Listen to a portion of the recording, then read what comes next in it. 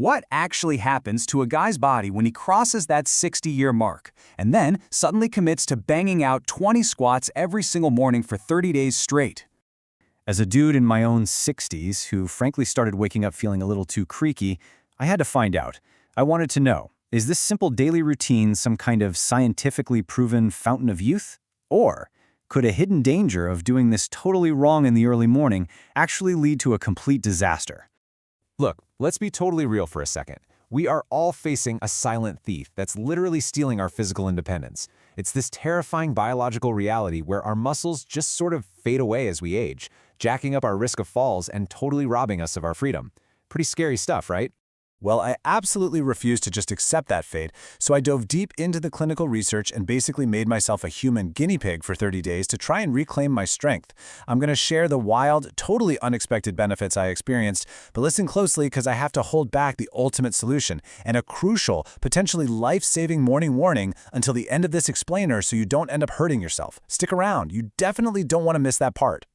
Okay, first, let's look at the scary data. Once we hit 50, we don't just lose like 1 to 2% of our muscle mass every year. No, it gets way worse. We actually lose a staggering 3.2% of our muscle power every single year. And guys, power is the literal force that gets you up off the couch. This terrifying power drain actually has a clinical name, dynapenia. And honestly, it was the exact reason I felt my own body getting so sluggish. I was just losing my snap, you know? That harsh realization was the exact kick in the pants I needed to kick off this whole 30-day squatting journey to begin with. Which brings us to part 1, the nervous system awakening, rewiring the brain and muscles in just 4 weeks. I gotta shoot straight with you. Week 1 was a rude awakening. The clinical truth here is that 30 days of bodyweight squats, yeah, that's just not enough time or intensity to build massive structural muscle hypertrophy. I wasn't getting huge, and my legs weren't suddenly looking like some pro bodybuilders. But here's the wild part. My functional strength absolutely skyrocketed. Why? Because of a rapid nervous system awakening. The research shows you can actually increase your maximal voluntary force by a massive 17.6% simply by rewiring how your brain talks to your existing muscle fibers. My brain was literally sending faster, much stronger signals down to my legs, totally upgrading my neuromuscular economy without adding a single ounce of new muscle. Moving right into section 2, joints, brains, and blood, the surprising physiological perks of the squat. So as I pushed into week 2, I started noticing these crazy, totally unexpected perks. And the absolute coolest one, my knees stopped sounding like an old rusty gate every time I moved. The crucial science behind this is something called articular tribology. See, your cartilage is avascular, meaning it doesn't get a direct blood supply. So the actual mechanical pumping action of doing a squat literally squishes nutrient-dense synovial fluid along with a super slippery protein called lubricin directly into the knee joint to rehydrate it. It's basically like getting a fresh oil change for your knees, man. And even more mind-blowing, these little exercise snacks completely jacked up my cognitive speed. Check out this data. Popping up for some quick squats boosts your reaction time by 3.5% and significantly drops your mental fatigue. It's all because of this massive, sudden rush of blood flow straight up to the brain. I mean, I was sharper, more focused, and getting stuff done a full 10% faster. And hey, if you want to talk about real metabolic game changers, look at what happens to your blood sugar. Knocking out these short squat intervals absolutely crushed my post-meal blood sugar spikes, dropping glucose peaks by 12 to 18 milligrams per deciliter. To put that into perspective, that actually vastly outperforms your standard 30-minute walk. It literally forces your leg muscles to just vacuum up all that excess glucose. Section 3. Biomechanics Breakdown. Regular squats versus chair squats. I'll be real with you, dude. My squat form was absolute garbage at first. I quickly realized I was risking dynamic knee valgus, which is just a fancy doctor way of saying my knees were completely collapsing inward, and I was doing some seriously dangerous rounding of my lower back. I knew I had to fix my mechanics before I wrecked my spine.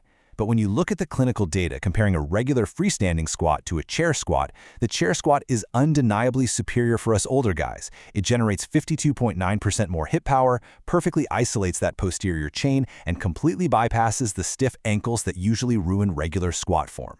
Stopping your momentum completely at the bottom by physically touching the chair, man, that makes the whole movement incredibly safe and highly effective. This brings us to section 4, the morning danger zone. The hidden cardiovascular risk of early exertion. All right, it's time for the big twist. This is the massive, hidden danger I promised to reveal about doing this routine first thing in the morning. If you take away anything from this whole explainer, please make it this. On day 4, I almost wiped out and ate the floor because of something called orthostatic hypotension. Basically, it's a condition where your sluggish morning nervous system completely fails to regulate your blood pressure when you suddenly stand up from a deep position. Here is exactly what's happening under the hood. When you push up from a deep squat, gravity immediately pulls a massive volume of blood down in your legs. This abruptly drops your cardiac output. And if your body isn't fully awake yet, your baroreflex completely fails to compensate quickly enough, creating a severe, dizzying fall hazard. It is incredibly dangerous, especially for us older guys. Finally, Section 5, your ultimate squat blueprint, 4 weeks to safe strength and independence. So to completely avoid that morning disaster and actually reap all the awesome neurological and metabolic benefits we just talked about, I put together the ultimate safe 30-day progression blueprint based directly on the clinical literature. You absolutely have to start slow. Step 1, use a countertop for support and do chair squats for the entirety of week 1. Step 2, progress to just tapping a target box in week 2. For step 3, use a heel wedge to bypass those stiff ankles and maybe hold a light weight at your chest for goblet squats in week 3. And finally, step 4, you conquer the full unassisted bodyweight squat by week 4. And we can't forget the golden rules for morning safety to prevent that scary, dizzy spell. First, drink a full glass of water. Then, physically sit on the edge of your bed for 2 solid minutes to let your blood pressure stabilize. Do some light ankle rolls to get the blood pumping back up your legs.